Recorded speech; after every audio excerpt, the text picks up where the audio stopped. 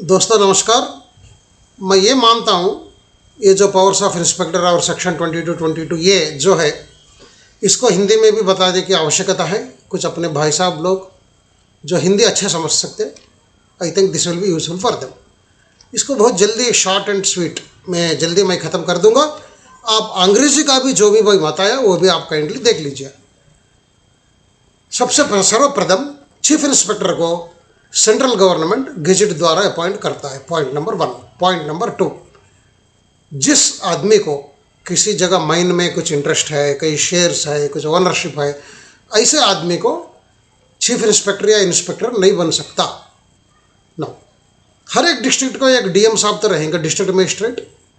उस मजिस्ट्रेट साहब को इंस्पेक्टर्स की पावर सौंपा गया। जो भी इंस्पेक्टर है उनके जितने पावर्स है उतने पावर्स डिस्ट्रिक्ट मजिस्ट्रेट को भी है, सिवा 22 और 22 ये सेक्शंस वाला छोड़ के। वो 22 और 22 ये सेक्शन है क्या, अपन आगे बढ़ेंगे उससे आपको और अच्छा मालूम पड़ेगा। कभी कभी किसी काम पे जब चीफ इंस्पेक्टर साहब व्यस्त है, अपने रीजनल इंस्पेक्टर और इन लोगों को ऑथराइज कर सकता है ना। जैसा आप है, आप हो सकते हैं असिस्टेंट मैनेजर या मैनेजर है, आप बोलेंगे अपने सबऑर्डिनेट को भाई जाके तो वो काम कर लीजिए, मैं बिजी हूँ। In the same manner chief inspector साहब भी अपने इंस्पेक्टर्स को जैसे इलेक्ट्रिकल इंस्पेक्टर को दे सकते हैं कुछ इलेक्ट्रिकल का कुछ इंक्वायरी करने का काम, ऐसा कर सकते हैं। मगर जहाँ पर अपील्स होता है, जो अपील और सेक्शन 22 के बारे में आने वाली स्लाइड्स में आपको मालूम पड़ेगा, उस अपील के अंतर्गत जो भी मीटिंग चलता उसमें चीफ इंस्पेक्टर साहब खुद अटेंड करना पड़ता। वो अपील्स वाली मीटिंग में किसी दूसरे को ऑथराइज कर नहीं सकते। दूसरा और भी पावर्स है जो इंस्पेक्टर साहब, भले वो चीफ इंस्पेक्टर भी हो या रीजनल इंस्पेक्टर भी हो, वो डे एंड नाइट कभी भी इंस्पेक्शन कर सकते हैं। आप ये बोल नहीं सकते सर रात तो 2 बज गया, आप क्या मजाक बना के रखा है, अभी क्या इंस्पेक्शन करना चाहते हैं आप। No, you cannot say that. आप उसको इंस्पेक्शन करने की मौका देना ही है। भाई इधर मच्छर बहुत है हैदराबाद में। बाद में नाउ इंस्पेक्टर साहब जब उसके इंस्पेक्शन करेंगे, वो ऐसा स्थिति नहीं लाना कि जहां माइनिंग बंद ही हो जाएगा। अगर पूरा माइनिंग बंद करना ही पड़ा है तो करना पड़ता, मगर कुछ ऐसे नहीं है कि भाई सारी काम बंद कर दो अभी मैं इंस्पेक्शन करने वाला हूँ। नहीं, यू कैनॉट डू दैट। ऐसी जगह जहाँ इंस्पेक्शन करना चाहता है सिर्फ उस जगह को बंद करके अपना काम कर सकते हैं। और उस माइन के स्टेट एंड कंडीशंस रिस्पेक्ट करना पड़ता है। इसके मतलब क्या है, समझिए किसी माइन में कुछ खतरा है किस जगह, और ये इंस्पेक्टर साहब ये बोल नहीं सकता भाई इधर खतरा तो है मगर कोई चिंता मत करो, मैं हूँ ना, आप खोल दो उसको पहले खतरा। नो, जो वो माइन वाले ऑलरेडी स्टेप्स ले चुके उसका सम्मान करते हुए उसको इंस्पेक्शन करना पड़ता। इसके बाद किसी आदमी को जब स्टेटमेंट देने का बलजोरी नहीं करना। बलजोरी तो कर सकते हैं स्टेटमेंट एज ए विटनेस देने के लिए।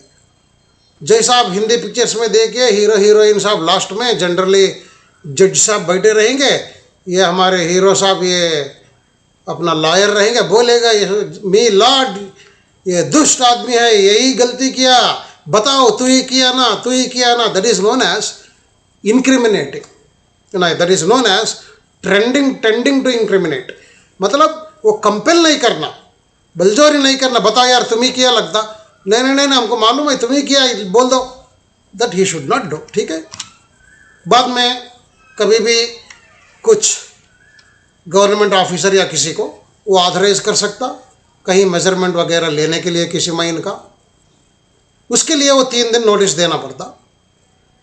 और जब इमरजेंसी होता वो 3 दिन नोटिस की कोई ज़रूरत नहीं है। 3 दिन नोटिस का कोई ज़रूरत नहीं है जब इमरजेंसी पड़ता है। और जो भी इंसान, जो भी आदमी को आप इंक्वायरी में बुलाएंगे उनको आप उनके तनख्वाह, डेली वेजेस, डीए वगैरह देना पड़ता। बाकी जो नॉट एलिजिबल है वो अंग्रेजी में भी बताया, रेगुलेशंस में पढ़ सकते हैं, आसान है वो समझना। हाँ, किसी आदमी इंस्पेक्शन के द्वारा ये मालूम पड़ा वो अनफिट हो गया एम्प्लॉयमेंट के लिए, तब करना क्या, उसको अल्टरनेट जॉब दे सकते।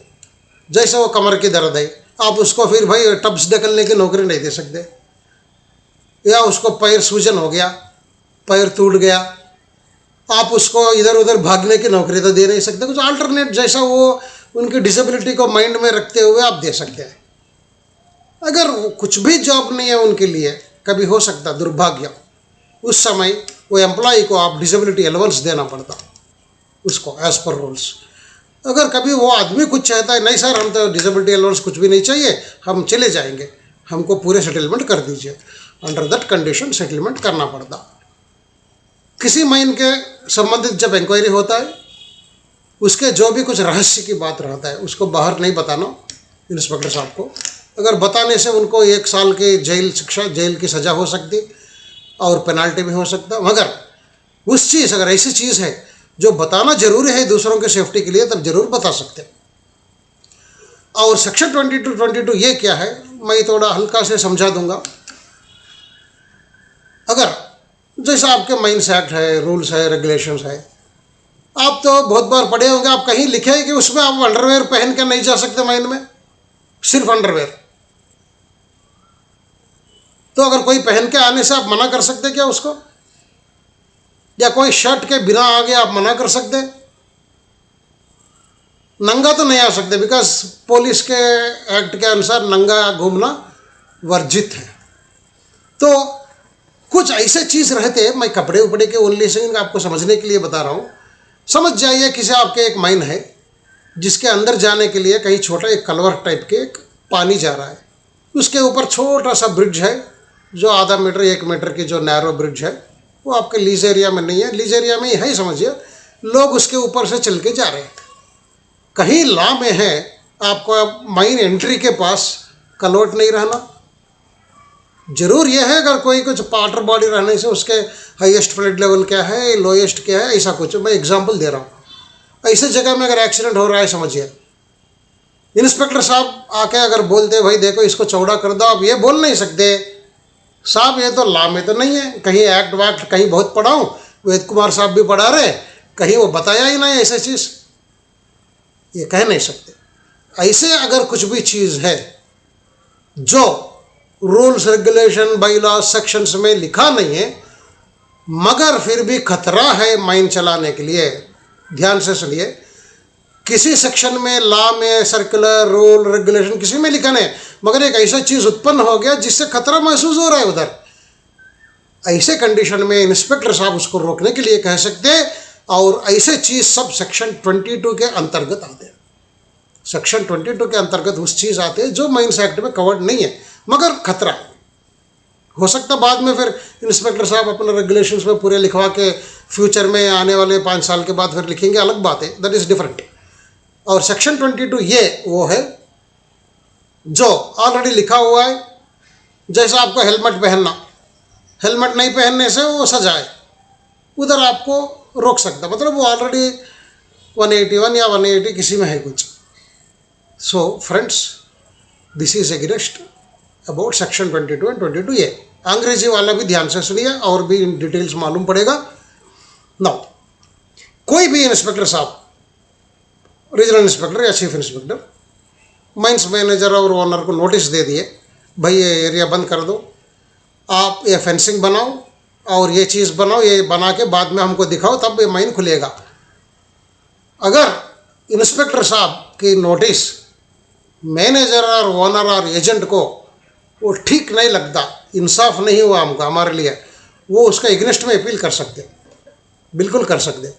अगर आरआई साहब है, आरआई साहब के नोटिस है रीजनल इंस्पेक्टर साहब के, तो नेचुरली जब उनके नोटिस के एग्नेस्ट में चीफ इंस्पेक्टर साहब को अपील कर सकते।